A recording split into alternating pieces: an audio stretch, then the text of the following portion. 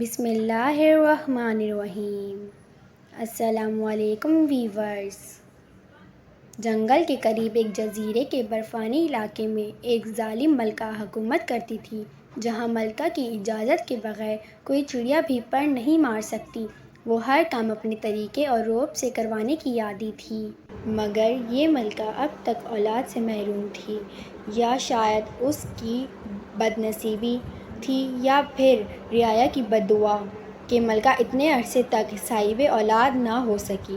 پھر ایک روز ایسی انہونی ہوئی کہ کسی کو اس پر یقین نہ آیا۔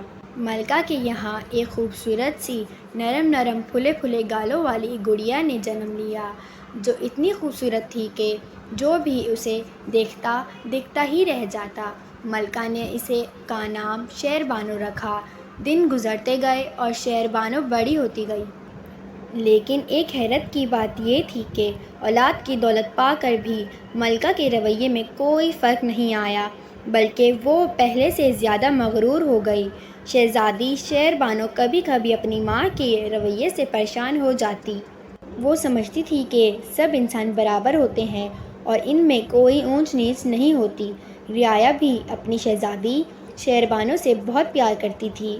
ایک روز شہزادی نے اپنی ظالم ماں کو سبق سکھانے کا سوچا اور پھر اس نے برفانی جزیرے میں برف کا مصنوعی طوفان پیدا کرنے کا فیصلہ کیا، تاکہ ملکہ تمام چیزوں سے محروم ہو جائے اور اس میں بھی محرومی کا احساس پیدا ہو جائے۔ اگلے روز ملکہ اپنے وزیر کی کسی غلطی پر گرج رہی تھی کہ محل کا دربار پریشانی کے عالم میں ملکہ کو طوفان کی خبر دینے پہنچا۔ یہ سن کر وہ سخت پریشان ہو گئی۔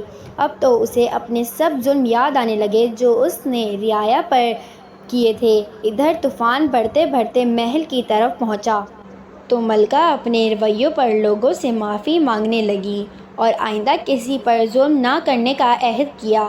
شہزادی شیر بانو نے جب یہ دیکھا تو اس نے مصنوعی طوفان کو ختم کر دیا۔ پھر اس جزیرے پر لوگ ہنسی خوشی رہنے لگے۔